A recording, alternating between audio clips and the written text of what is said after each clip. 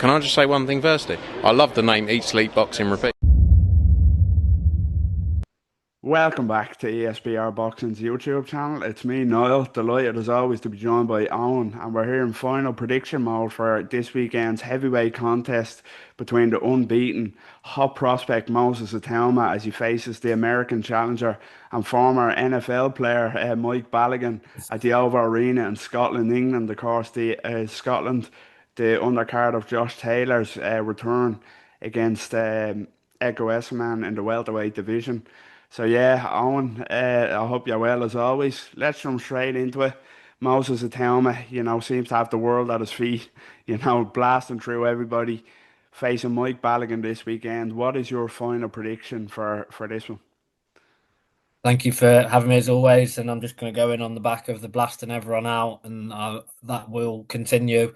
I think Itauma is going to be. I haven't seen much of Balogun, I'll be honest. The way he lost against Gassiev, I don't want to say too much, might get the channel in a bit of a dispute, but I do think there may have been some backhanded payments surrounding that knockout.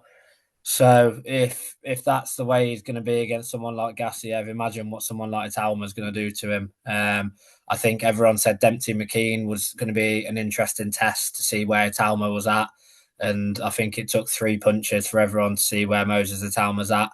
I think everyone's quickly realising we may not be looking at a prospect. We may be looking at a legit challenger at this stage of his career. I think they were wise not to go after Mike Tyson's record, although he probably could have got it, but I think they were wise. I just think he's going to be far too good for Balogun. I think Balogun's probably going to go into a shell. I don't think he's going to come to fight, and I think he's going to get caught early. Round 3, maybe, round 4, around that mark, and we'll see another destructive Moses Itauma knockout. Yeah, hard to disagree with anything you said there. Same as yourself. I'm not, wouldn't be overly familiar with Mike Balogun, but from what I have seen, not an impressive fighter, quite slow, quite plodding. There is the Gassiev fight that, very kind of controversial ending there. As you say, we won't say too much more, but, you know, it's it's also as a part of playing this though, if you have that kind of in your character, that's always going to be there. And when you're against someone like Moses Itauma, who I do agree is an absolute superstar in the making. I know he's young, but I think he's worthwhile of the hype. He's worthwhile of us getting carried away. I'm such a big fan of his. Speed, big power, aggression. Just has he's quite cold blooded. It seems. He's such a kind of vengeful finisher when he has his opponents hurt. So I think that the sky's the limit for Moses Itauma. I really do, and yeah, I think it's an early night as well. Here, I really do. I don't think Mike Balogun's a step up from Dempsey McKeen. It was a good statement to dispatch McKean in what 2 rounds. It was even a good statement to dispatch Marius Wack in 2 rounds. Wack a veteran, and that's the earliest anybody's ever stopped him. I think that was a really really impressive statement. So yeah, I think as you say, Balogun to go into a shell early. I'm gonna say first round here. I'm gonna say first round of town with KO, second round max. But I do think it'll be an early night, like yourself. As I say, I don't think Balogun is the step up that we needed to see. I don't think it's a big step up at all. But yeah, we're both going for an early night here. Just before we kind of wrap up, we've waxed lyrical about Atouma on this video alone. We're both big fans. It's always an interesting conversation as to how far he can go. Like, who would you look to match him with next? Who is that? How confident are you that you'll put him in with sort of big enough names? What sort of names would you feed him? Would you feed him next? I think the problem is with the heavyweight division at the moment, like you say, Dempsey McKeen, everyone went, "Oh, he's a decent boxer. This will be a step up for him," and he just absolutely blitzed him. Like the punches he landed were unbelievable. It was way, way, way. It was far too easy. So then, if it was far too easy and you're stepping him up above the levels, you've got to be looking towards a top 15, top 10. And the problem is, I see it as almost like almost like an analogy. It was a bit like when Ben Shalom said about Adam Azim, how he's way above the level where he needs to be fighting for world titles, and it never happened.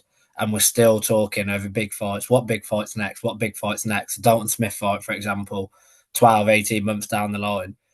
I don't think that's going to happen with Moses Itauma. That scenario of we're talking these big fights is way above the level. I think they have to throw him in with someone.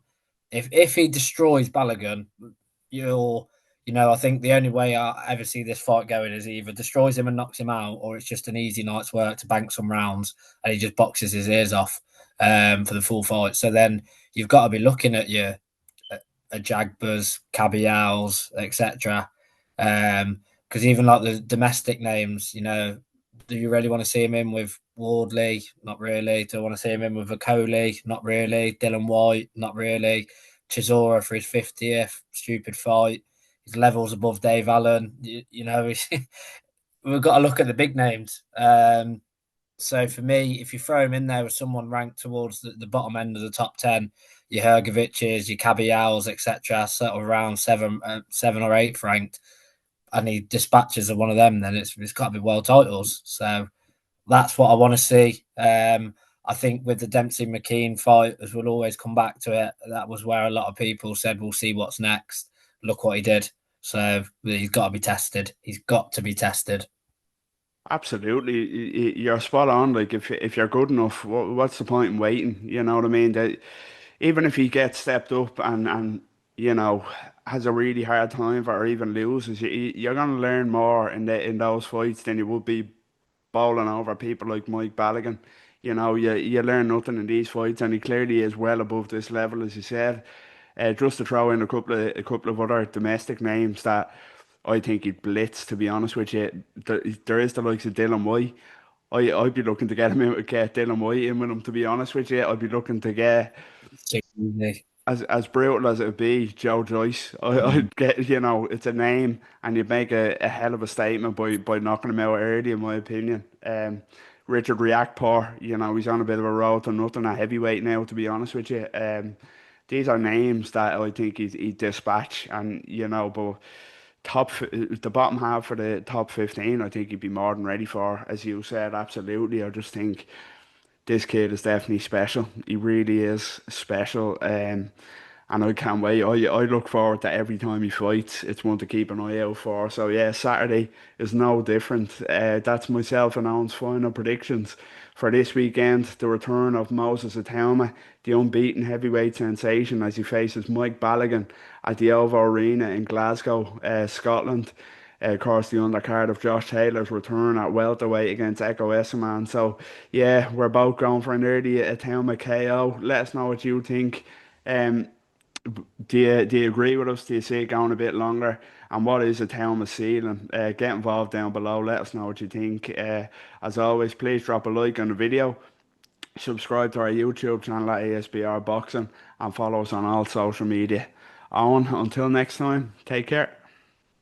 Cheers as always, mate.